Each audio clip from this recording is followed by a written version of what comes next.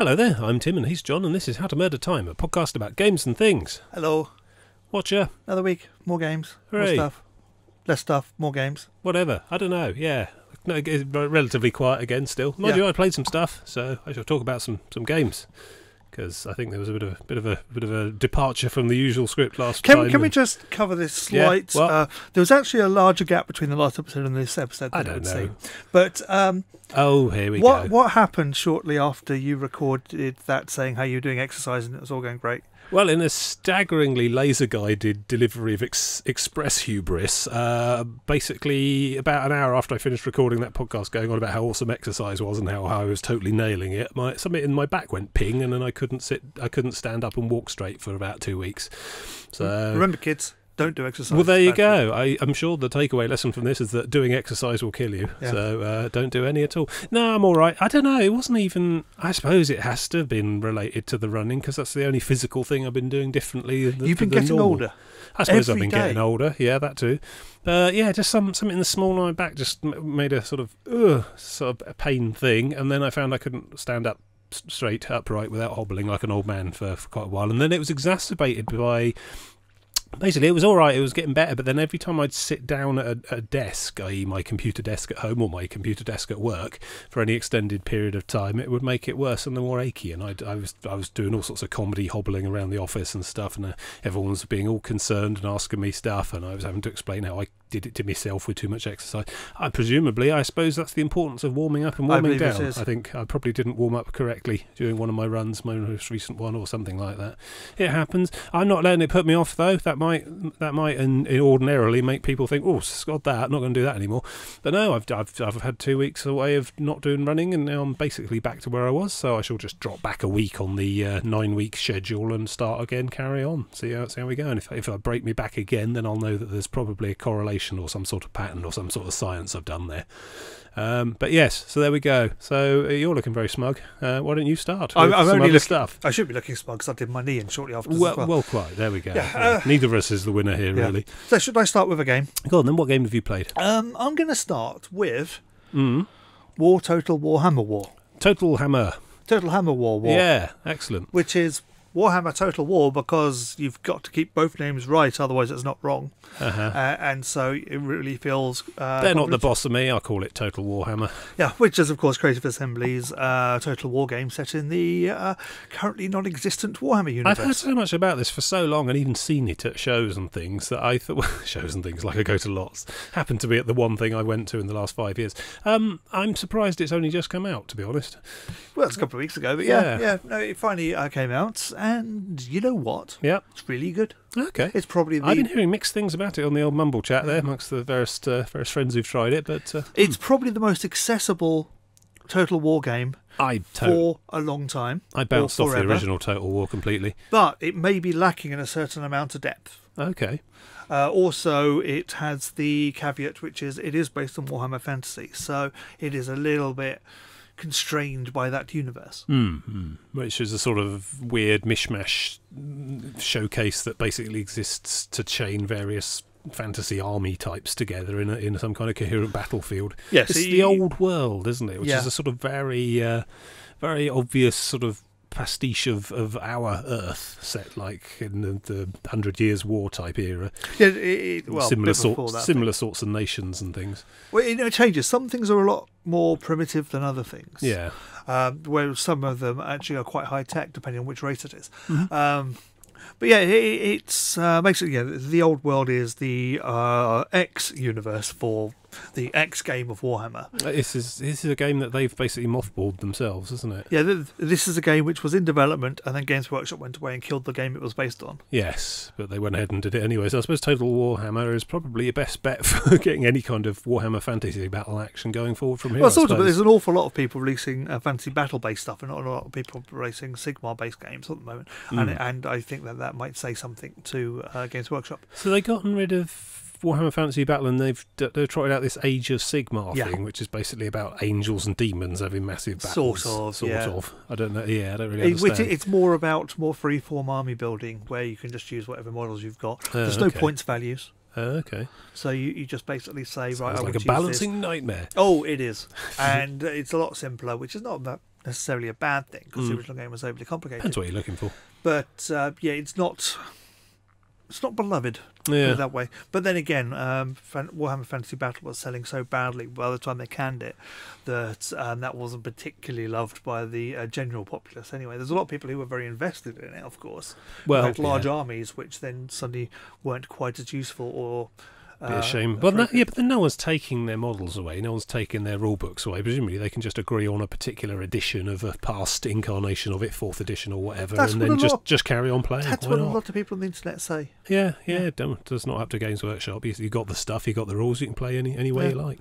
Yeah. So this is the old game, and is larger scale than you would usually get in fantasy, because you have squads of 60, 80 people. In a sort of scale and dimension it would be almost impossible to do with models, given how expensive it all is, and even table sizes generally. Yeah, it would have to be more of a 10mm, 8mm, 6mm style game to support this sort of levels, and it works really, really well. It's within the constraints of it is a Total War game.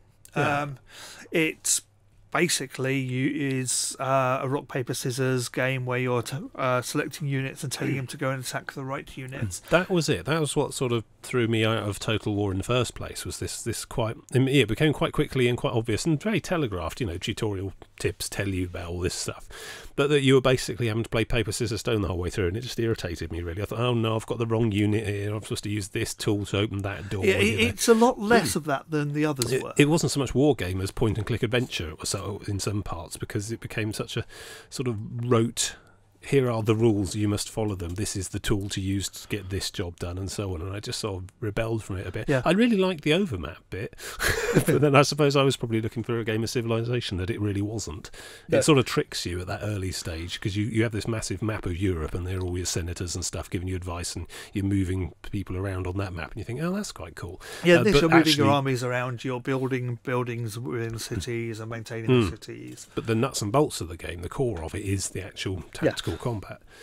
It's not quite as bad as previous games when it comes to the rock paper scissorsness, because it's taking an existing IP, so it had to use existing units, which is quite good. But the problem comes, and this is the problem I've had with all of the Total War games, the UI isn't particularly good, and I say this knowing that it's a standard RTS UI, but I think there's a lot better UI, but I just got no clue what it is. We were chatting about this on Mumble the other night, and the point came up was that the best UI for an RTS game is one where you are so far zoomed out you can't even see units; they're just dots. Yeah, if you zoom out all the way in this game, there's a completely top-down view. That is the optimum. It's like Total Annihilation. No, Supreme Commander. Yes, Supreme Commander I was playing through ages ago, and all these little stompy robot units are fantastically detailed. They've all got they've all got their special abilities. They all look awesome on the battlefield, stomping around through forests and things. And you're thinking, well, that's all very well, but I can't see a damn what's going on here. And so invariably, I found myself just mouse wheeling all the way out until eventually they're just little square icons and triangle icons and stuff. And I found myself getting to the point where I was just playing the entire game in that view, because that was the one that gave me all the information I needed to play the game well. And the problem is, every single fight I have degenerates into a point where it's just lots and lots of units on smaller units. You can't see what's going on. You can't control them, because getting people out of combat and then back into combat somewhere else is such a faff, because they have to break away from combat and get away. Get it out, And it always degenerates down to this level of a bit too much of a furball that's really messy. And I think there's something better there that could be done, but I just got no clue what it is. Is that what war essentially is, though, in real life throughout history? You just throw a whole load of people at their people and hope your people have got better guns, or there are more of them, or the terrain's on your side, or whatever. If you look at the general history of war, it especially back before modern days, it was basically a case of you're hoping that everyone does what they're told and doesn't come up with any crazy plans of their own, or just lose it and run for it. Because don't forget, take say the battle at Battle. The Battle of Hastings, where basically the English were on top of the hill and the Normans were going up the hill, baiting them, trying to get them to come down.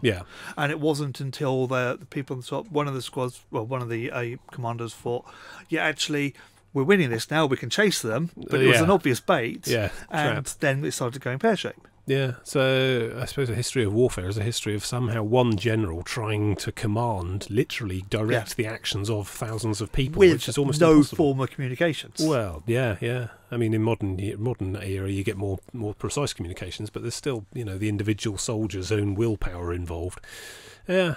So, I'm wondering if perhaps like decades of films and games where we see this repeated narrative of a lone hero taking out whole armies starts to twist and warp what we expect from this kind of thing. Well, that's sort of where the MOBAs when came an from. actual RTS, MOBAs exactly. An RTS, a proper RTS, not as opposed to a MOBA, is basically about just building up, and hoping that you've managed to build up enough more than they've built up when it comes to committing the troop.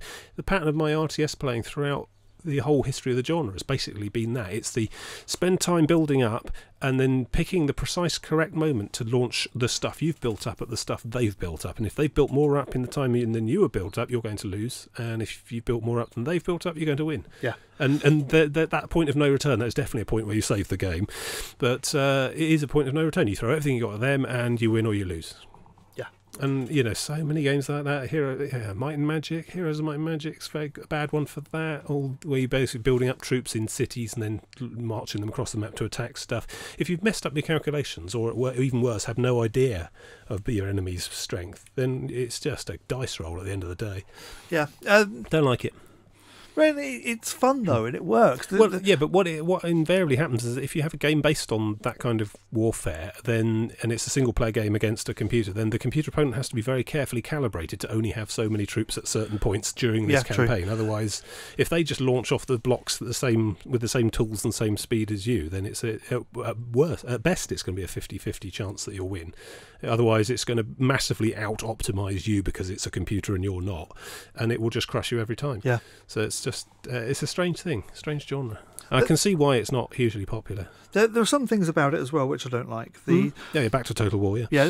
Like if you commit against an army and it's way bigger and more effective than you think it is, it's game over. Usually. You write that entire army off. And you do not have a lot of armies in this game. Yeah. You typically have to load save game at that point and then do some more building. And this could be after 20, 30, 40 minutes worth of battle where you've been clawing and just about to get a victory. Well, that then leads into the homeworld problem, isn't it? Which is do you carry your armies between fights? Yeah. So mistakes made in the first half an hour of the game can doom you in the 8th hour of the game, and so on. Yeah, that homeworld problem where you have to get it right all the way through, otherwise you're screwed. You can't just win just enough at the in mission 3. You have to win overwhelmingly in mission 3 because you should be thinking about mission 8 and mission 12. Well, you get a chance to reinforce between fights, but if you're in a busy area with lots of armies, you don't have a chance. Yeah. And there's a thing that it will do with sending in reinforcements against you. So if you've got 3 armies around that you're trying to attack, you go after one, and the other 2 are going to turn up partially during that fight anyway. So it suddenly gets very difficult. It sounds like a mess. Are the visuals any good though? You get the sense of being in the Warhammer world. Oh yeah, something Warhammer Online got very well right. I think was the style and the units and the characters and monsters all felt like they were part of it. It is a distinct look and feel. Yeah, it does feel like Warhammer. It sounds like Warhammer. It's got the flavour of Warhammer. Good. There's some oddly missing bits. For the first couple of races on the list, it has this introductory mission. And then for the rest of them it doesn't. But the narration when you start the game plays as if you have just done the introductory mission. So obviously they were pulled at the last minute. Rushed last minute, missing content. But no, it's good. I like it. It's frustrating, and the things that are frustrating are the genre. It's the RTSs and Total War themselves, rather than the Games Workshop or the Warhammer of it, particularly. And I just wish it was less frustrating in many, many places. I'd love to see a sort of Dawn of War style thing, but with the fantasy battle stuff. See, that was more of a small scale skirmish. Dawn of War worked quite well as a small scale skirmish, but then that's what 40K is. It's very true. And then Dawn of War 2 went to be an even smaller scale skirmish, which was too far. Yeah, that sort of becomes, I don't know, almost. I've not played Dawn of War 2, but I I heard them trying to play it on Mumble. There was one of the Friday games that I didn't bother taking part with this time. They had some troubles connecting and stuff, but yeah, it sounded like very quick games to be honest. But yeah, it's more. I guess it's more of a Baldur's Gate type of thing almost. Well, with your sort of squad of 4 circles underneath them, moving around, upgrading them and stuff. Yeah. But Age of Sigmar is very much more a skirmish game than Fantasy Battle ever was. So they're moving towards that. The problem, of course, you've got in the physical space is if you've got to get together an army which is going to need 200 models. Yes. That is... Each of which is like 15 quid each or something stupid. Yeah, that's a small house's worth of army. Yeah, yeah. And very Games expensive Workshop's business model collapsed on that to bits. Yeah. So that's why they've reduced it down to being a skirmish game. Because their customer base just had enough and can't afford the prices Games Workshop are trying to charge. Yeah, cause, the problem with Games Workshop is they've got this customer base which have been playing for a while and getting new people into an aging customer base. A rapidly aging customer base. And they're not really recruiting new blood into the ranks from the youngsters. Although you say that, but they do have a new starter set for 40k coming out, which is aimed at kids, being sold outside of game shops, and has 2 pages of rules. Wow. Okay. Which is going to flop, but yeah. Well. So, yeah, it's weird. I'm sure there is room for a good RTS, because you either have the Total War accessible RTS, as it is, or you have the properly hardcore military simulation ones. The which is sort of top-down maps with lots of square tokens on them and stuff. The Gettysburg and whatever. Yeah, the ones for the serious completists and knowledgeable people who. I mean, if RTSs are a niche genre, then that's something else, I imagine. I don't know. Actually, it's so far outside my own personal experience. I don't know if it is a niche, or is there a huge following out there? No, there's a large following, but I think the hardcore stuff is bigger than the accessible stuff at the moment. Could be. Because there's very little accessible stuff. I mean, talking out of my backside, but I just imagine that the hardcore, Civil War reenactment, Gettysburg with all the little tiles and hex grids and stuff, I imagine that kind of thing is quite a stable genre, as it were. It's got its fans who will just keep going with it and it will just keep moving on. It's quite small, low key. And it's servicing a market which knows what it wants. Yes. And quite settled, I expect. But and not trying to convert new people as much, because it's got a constant influx of people who want that kind of thing. Yeah. Whereas your more accessible RTS is constantly trying to say to normal gamers, do you want to try an RTS? And they're all going, no, we're playing MOBAs, we're quite happy. Yeah. Yeah. Which is the problem that, although this is the best-selling Total War in an awful long time, of course, because it has the license. That's encouraging. It's encouraging that there's interest. It's not that the genre's dying. It's more that it's in an odd place and needs to think about where to go, I suppose. Yeah. I don't know. So I'm trying to think back to other recent RTSs. There's Grey Goo. Grey Goo. Which was a game which I never finished. Talked about it a couple of years ago, started it. Yeah. But I took a mission which annoyed me and gave up. I'm thinking Homeworld Desert one. Oh, yeah. Again, thing. A game I didn't finish. That struck me as very Dune 2, very sort of retro in a sense. Yes, it was the Homeworld stuff and a modern thing, but it was, harked right back to Dune, the early stuff there. I guess there are others out there, but it's not really something. There's one begins with A, which name escapes me, which is Planetary Annihilation. Did that come out? There's Planetary Annihilation, which is okay. Just none of these games are brilliant. I remember us mocking that one for having like a 90 quid early access version available, which went down over time. Yeah. But when it came out finally, was it all right? Did it work? It had serious balance issues where some units would completely destroy your army, and going by the way you got new unit types, it was completely random as to whether or not you'd be obliterated by really powerful long-range artillery. Oh, okay. I believe they may have fixed that later on, but I could be asked to go back and see. Fair enough. So Total War, Warhammer, War. Yeah. What's it good for? Is good if you like that kind of thing. It's lovely if you're a fantasy Warhammer fantasy guy. I'm not sure it's going to convert anyone else to the genre. It's not going to convert anyone else to fantasy, despite the large adverts saying, have you considered buying these models? Oh, God. And which are no longer on sale because they canned the game. Well, no, the models are, but they're just for a different game now. Oh, right, okay. Yeah. So, it's good, but I don't think that it's going to revolutionise anything. And I do think that the consumer I say the consumer RTS, really needs something big to happen to it in order to make it popular again. And I suspect that thing may have been the MOBA. Yeah. Perhaps this is already an academic argument, and it's now something else. Because the more I think about it, all the MOBA does is reduce the amount of control you need to do down to one thing, and make sure you get that right. Whereas so the origins of the MOBA is essentially Warcraft 3, where they introduced hero units, which were units that had their own little XP bars. They had equipable slots and powers they could unlock as they gained power.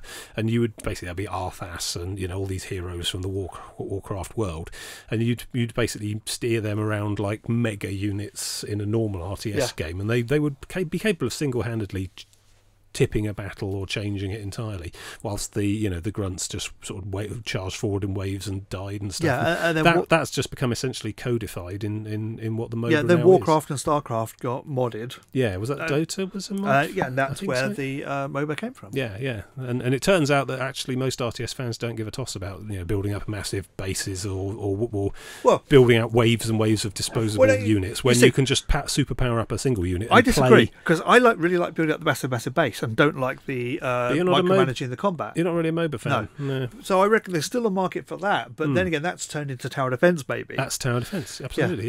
Yeah. Tower defense is essentially an RTS where you don't have any units; you just build the base and waves of enemies come at you. Yeah. So it's like the RTS itself as a genre has been picked apart and turned into subgenres, some of which are actually much more popular than the original thing. Yeah, it's a fascinating example. It is a strange evolution. Yeah. Tower defense and MOBAs are basically all that remains of the traditional RTS now in popular culture, I suppose. But, apart from the odd outlier, the occasional, and they're often a nostalgic reinvention type exercise. Well, the Homeworld one was a Homeworld game. Yeah, a Homeworld game that was in the style of Dune. So Dune 2 and what have you. Yeah, so I don't know. Let's see where it goes next, I suppose, but it's probably gone in many different places. Yeah, I'm not entirely sure the RTS is ever going to make a full recovery, but then again, that's an incredibly daft thing to say, because it's not a recovery, is it? It's an evolution. This is how we get new games and new genres. That's true. The existing old stuff gets picked apart, and the bits we like are kept, the bits we don't like fall by the wayside. So it's probably quite a natural thing. Yeah, but the upshot is I don't think that Total Warhammer, is going to have the longevity of my gameplay that RTSs used to have back in the day.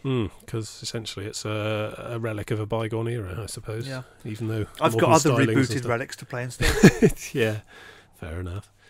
Do you want to talk about something? Talking about bygone games, I've mostly been playing, Skyrim. The Elder Scrolls 4, 5, whichever. Falls Oblivion, wasn't it? Yes. I can't wait for the Elder Scrolls 6. As soon as they get this Elder Scrolls Online nonsense out of their systems and get back on with the real work, I can't wait. I'm sure they are. Yeah. Anyway, so, yes, I love Skyrim. I've been playing it a lot. The problem with Skyrim is that eventually you've done it all. Yeah. But then I thought, well, no, because there's a whole load of DLC that I never get. Now, I don't like DLC. I've often grumbled about it on this show. I think it's often quite cynical. I should be grumbling about some DLC in my next game. Yes, well, but there's DLC and there's DLC. So basically, I just went out and thought, oh, sod it, I'm enjoying this game, and I've probably had my money's worth by now, playing it more or less constantly on and off since it was released. So I thought, well, all right, let's get the extra bits as well then. So I went out and sprung for all 3 of the DLCs on Steam. So you got Hearthfire. This is the first one. Hearthfire was only like £4 or so, and that turned out to be justified in the end, because essentially all Hearthfire is really player housing. It adds 3 new buildable houses to the landscape of Skyrim. Now, this is a textbook example of the cynical. I mean, we're almost at the horse barding. You haven't played Fallout 4 yet? No. Okay, keep going. But this is a textbook example of cynical DLC, because essentially it adds. So in Skyrim, you can do lots of missioning, lots of questing and stuff, impressing various leaders of the land, the jarls of each of the 9 districts of Skyrim. And for some of them, when you do enough stuff and are their mates, they give you access to a house. You have to pay them some money, and then one of the houses in the city, you get given a key, and you can go in there, and it's full of stuff. And you can talk to the jarl's assistant and pay extra money to have the rooms done out as alchemy labs or enchanting labs or armories or whatever. And that's all very well. So you do that, and you can do that for all but 3 of the holds in Skyrim there. And I'm thinking, that's a shame, because I quite liked to have one around Falkreath, which is a nice sort of coniferous forest, not too snowy region. But no, not allowed a house there. So I thought, oh well, fair enough. You get your houses, you move on. And then this DLC drops, and it turns out all it adds is 3-player houses in those missing districts. Yeah. And the voice work when you talk to the people in the Jarl's Court and stuff to buy the deeds and talk to them about this, that and the other is all utterly seamless from the voice work done for the original base game, which makes me think that this was basically made at the same time as they made the main game, and they just cut chunks of it out and then decided to charge extra for it. I don't know what the original retail for Hearthfire was. Or you could say that they knew it was coming and so did the voice work when they had everyone in the studio. Well, maybe. It just seems too coincidentally integrated with the basic game compared to the other DLCs, which I'll talk about as we go. But it struck me that they quite obviously done this thing at the same time. This should have been part of the main game, and we're paying extra for it. This is the worst excesses of DLC, I think, is when they decide actually So first of all, you got this basic problem is that if you try and charge more than 40 quid for a brand new PC game, everyone's going to laugh at you, and there'll be like bad things on the internet and all sorts.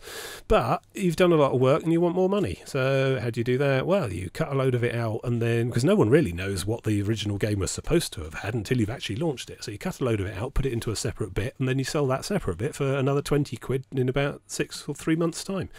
So thus allowing you to charge effectively 60 quid for a PC game, which otherwise would have gotten you shouted at. Anyway, I'm not explaining anything to anyone listening to this who doesn't already know how it all works, but it's just disappointing to see it still being the normal thing.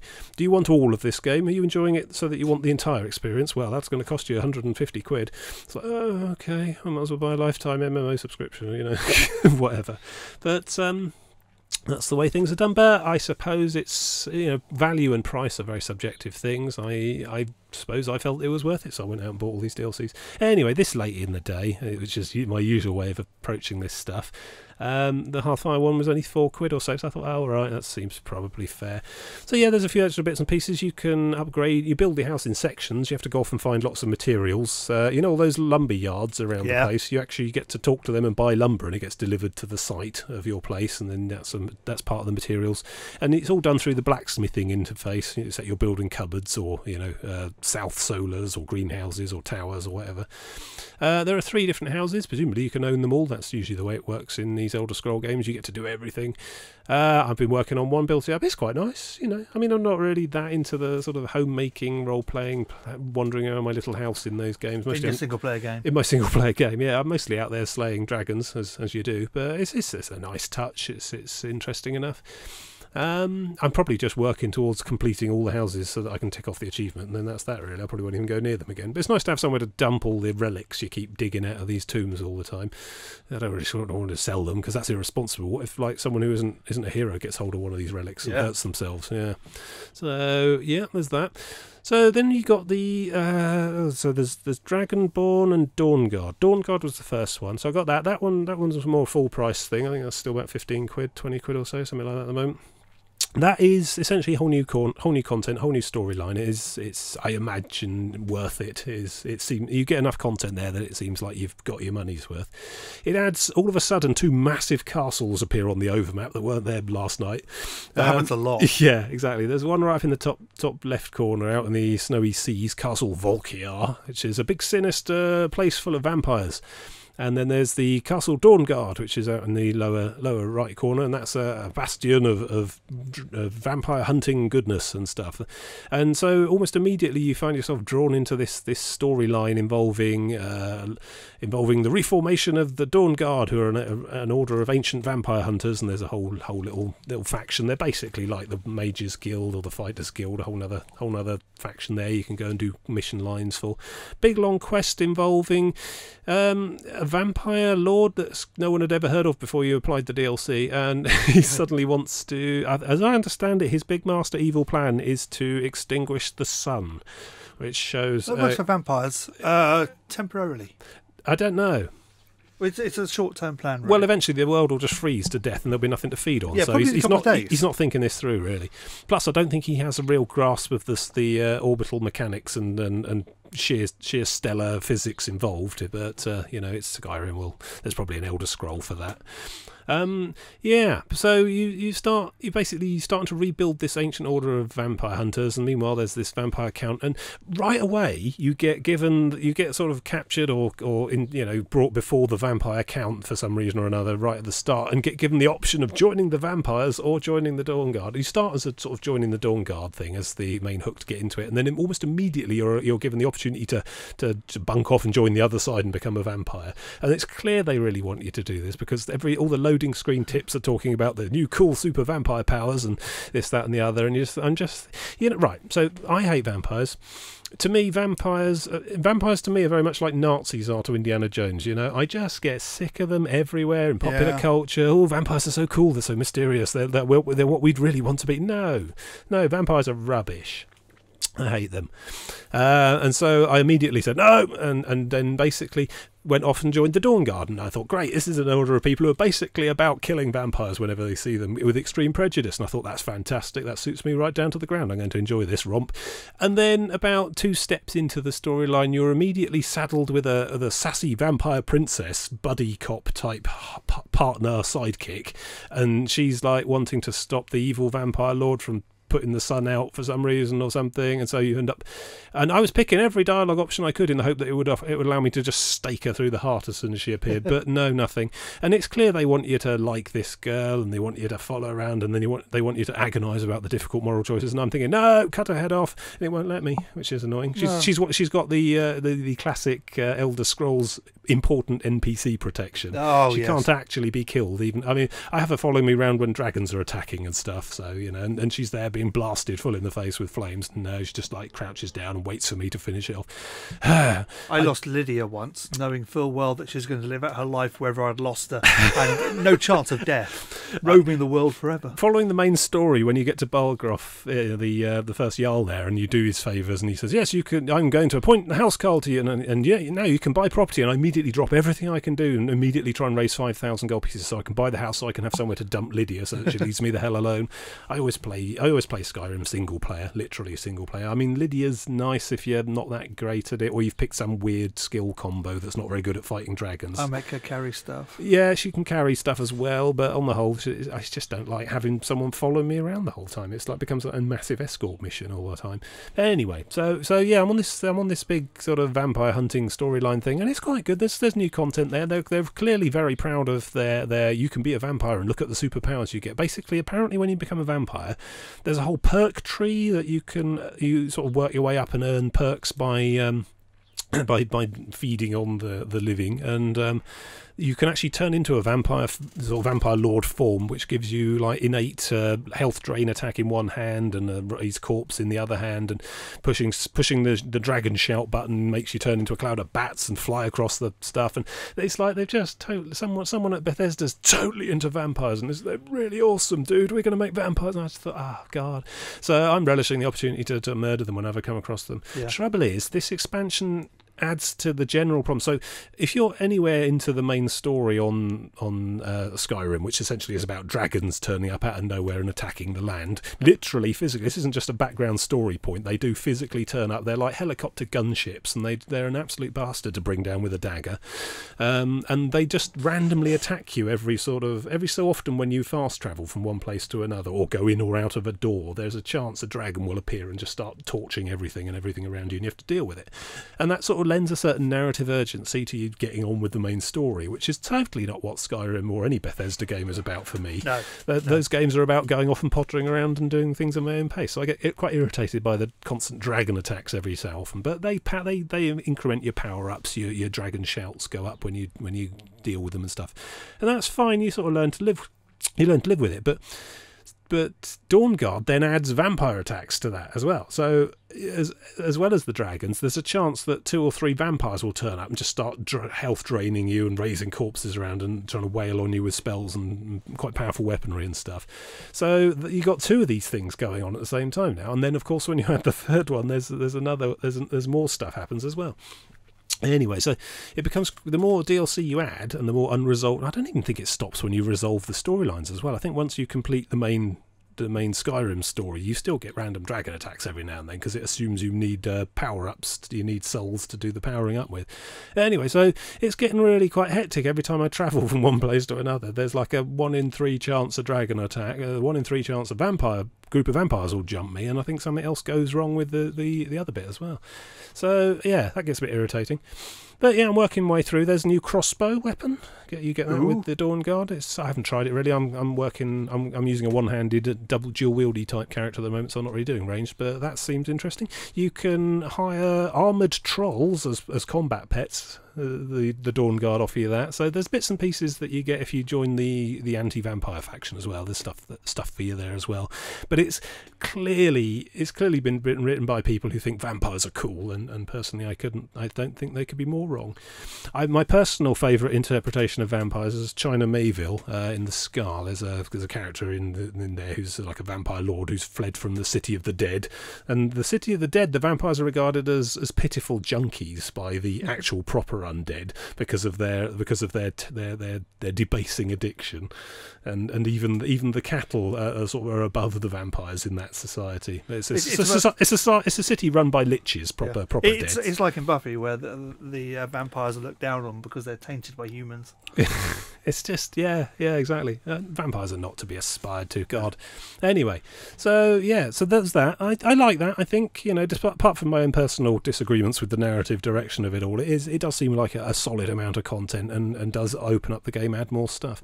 I think the real winner for me has been Dragonborn. Dragonborn's the 3rd DLC, probably the most recent. I guess there's not any other. No, and that one has a whole new map. You basically get to go to Solstheim, which fans of Morrowind will remember as is the 2nd expansion DLC for Morrowind, and that is a whole island off of the north coast of Morrowind. And the Vardenfell Island itself, on which Morrowind takes place, in the time period of Skyrim, the volcano there has blown its top and totally destroyed the island, covering it in ash, so you can't go to Morrowind itself. But Solstheim's a small island to the north. It's got... as soon as you get there, you go there on a boat and you find that there's a Redoran village there, which is all done in the sort of the curvy shell shapes of the villages in Morrowind, in the Ashlands and stuff. And there's all the same sort of flora and fauna, the scathe crawls and trauma roots and stuff. It's a really fantastic, nostalgic sort of nod to Morrowind, but done in the modern engine, in the modern style. I forgot to get some video of it, which is a shame, but you can probably find some elsewhere. But so almost immediately you find yourself running across a little mini Morrowind, which is really nice, using the Skyrim engine. And I imagine that whole expansion's a boon to modders. I know there's a couple of projects on the works to try and upgrade Morrowind and Oblivion to the Skyrim engine.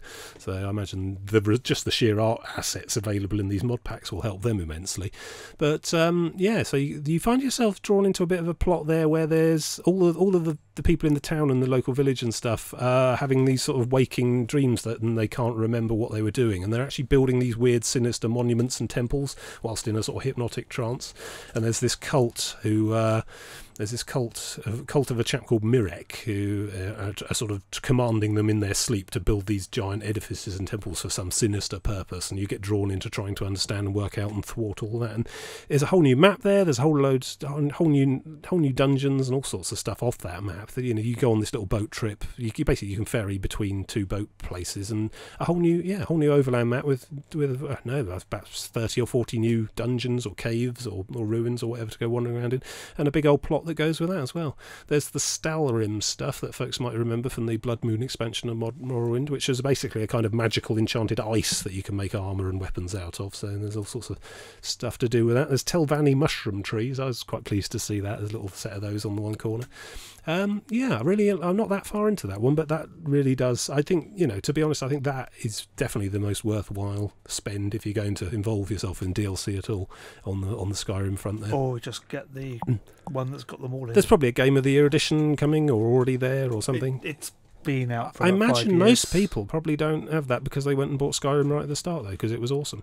So, anyway, I'm done giving consumer advice to people because I'm always much further behind than anyone I'm talking to, usually. But, yes, very much enjoying it. They have, so adding this Dragonborn expansion adds cultist attacks every time you teleport anywhere. Excellent. Yeah, so I've got 3 different calamities waiting for me on the dice roll every time I'm fast travel anywhere. It is forcing me to become very powerful very quickly, though. You either do or you die. But yeah, so it does get a bit hectic, but you can turn these mods on and off at the options menu at the start on the launcher thing. There's a little tick box list, so if you don't want any of it to be going during one particular playthrough, you can disable them. That's the way to do it. But yeah, it's quite busy. I could see me playing Skyrim for many more years now, and probably that'll last me hopefully until Elder Scrolls 6. So that'll be a good thing. But yes, so there we go. That's my top tip this week is Skyrim. Cutting edge we are. Over to you. I'm going to actually talk about something which came out this week. Okay. I'm going to talk about the second bit of DLC for Just Cause. Okay. We have the air pack to start with, which had the helicarrier and the powered wingsuit. Is that the one we saw at that show? Yeah. Okay, there's another one since then. Yeah, this week we got... This is Just Cause 3. Yeah, we got the land pack, which adds mechs. What? Which is basically 4-legged with wheels on the feet, so it's not actually a walking mech type thing, tank things. Okay, I was about to say, stompy robots, yeah.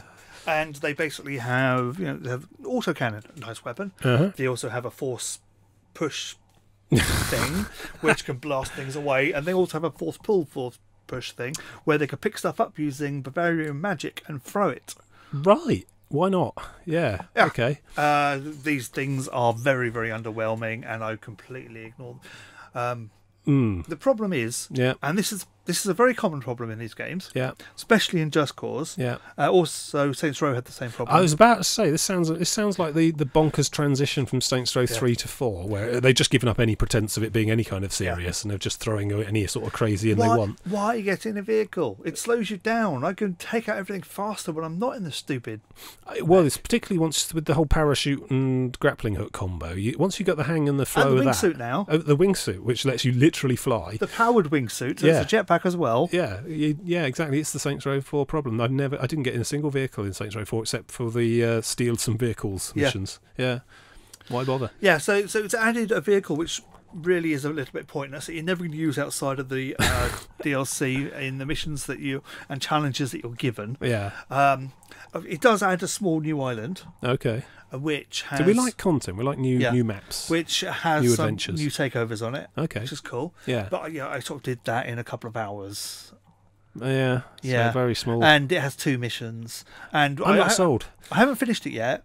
But that's only because the second mission crashed right at the end, and I can't be asked to replay it today because I've already done that mission once today, and it was a run around, moving a progress bar along as you help blow stuff up, then protect people, then run along to another thing.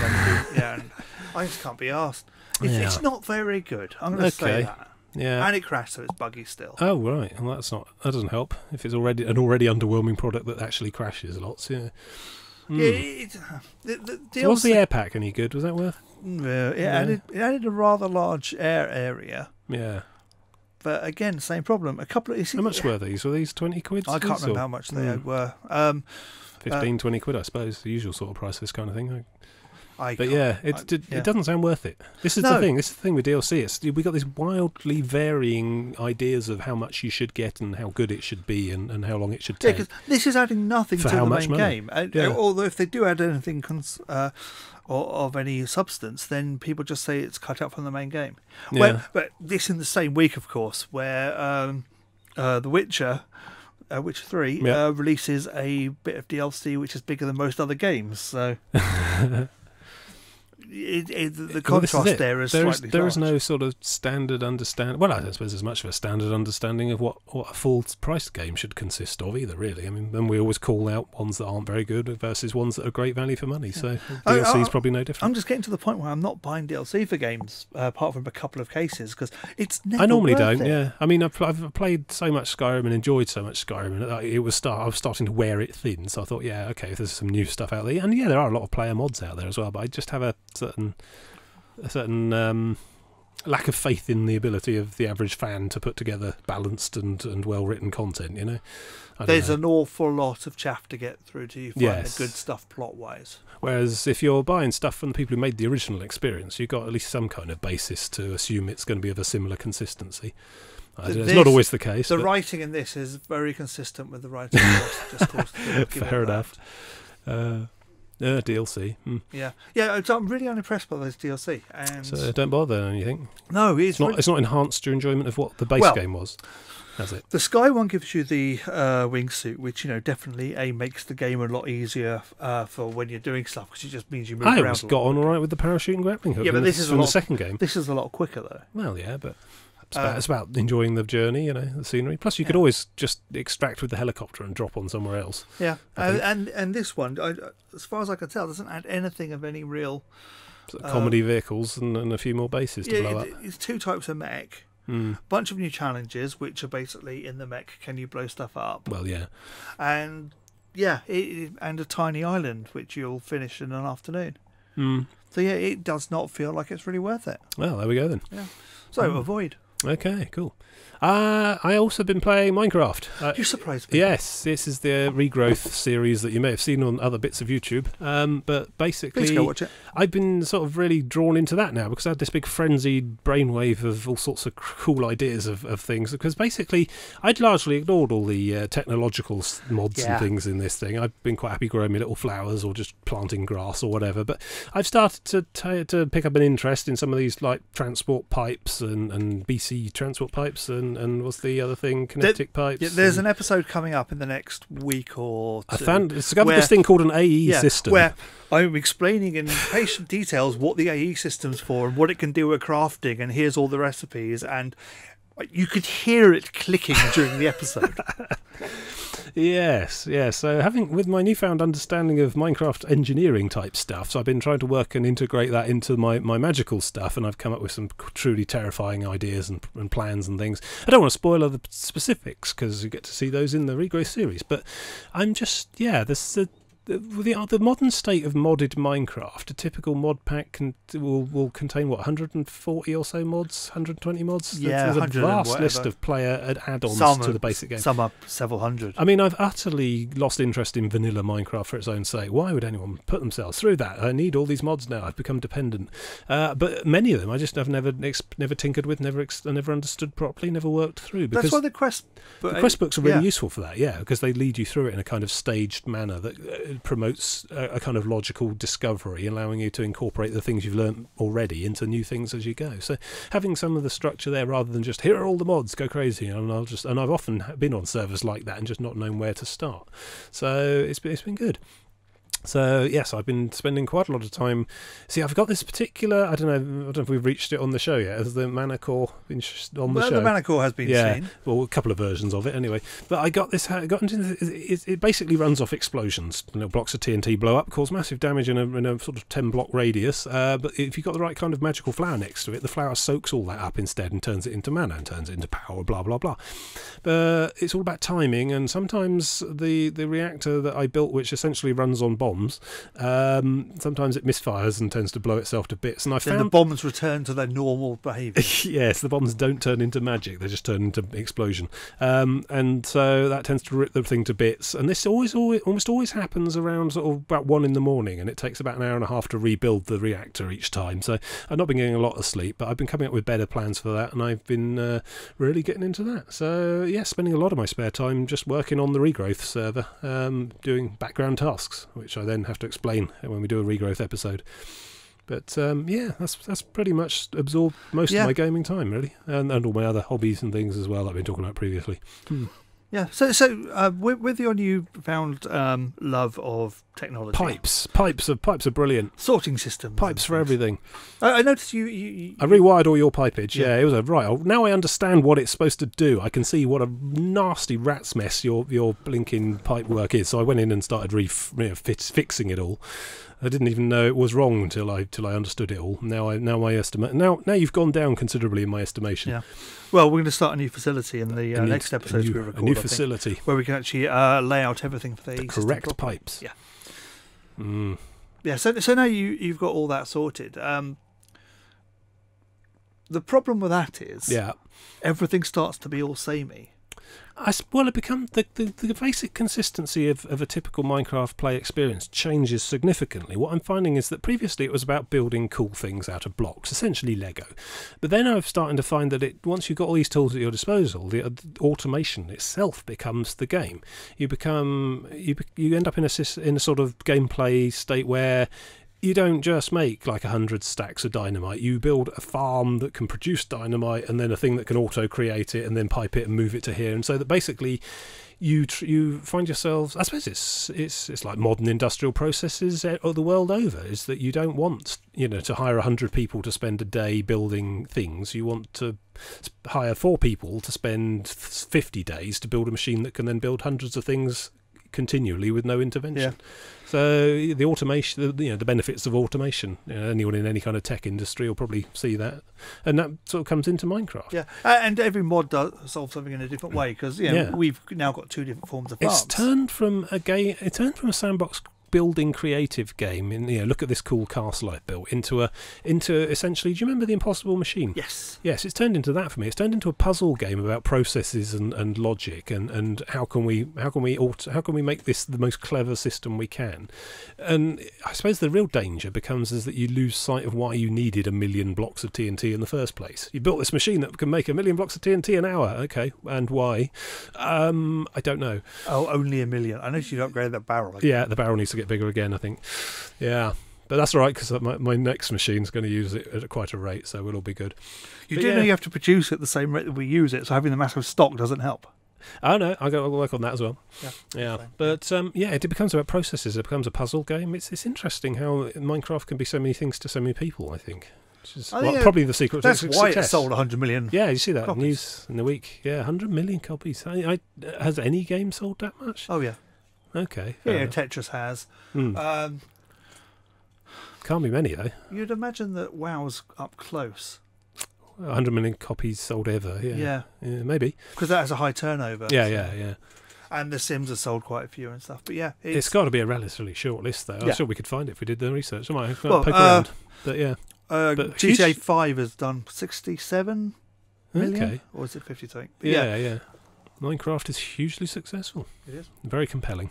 Yeah. So no wonder Microsoft paid a small fortune for it. So there we go. I'm mostly doing Minecraft and Skyrim at the moment. I don't really do new things. Yeah, and that's all I've really got worth talking about at the moment. Right, do your spiel. You can go along to howtomurdertime.com, find our previous episodes in audio and video form. You can go along to YouTube, where you can like this video and subscribe to it and see our other stuff. If you like it, then you may up the chance of YouTube actually getting around to giving you a copy of it when you subscribe, because that's voodoo and I don't understand that. I don't even know what a subscription is. No. And you can join us, you can catch our regrowth episodes there, where you will see us over the next week or so doing lots of stuff with AE systems and witchery. And TNT. Hail Explodiana. Yeah. Oh, and superpowers. Yeah. That was unexpected. Yeah, look out for that. Yeah. And so join us next time when we'll be talking about more games. See you later. Goodbye.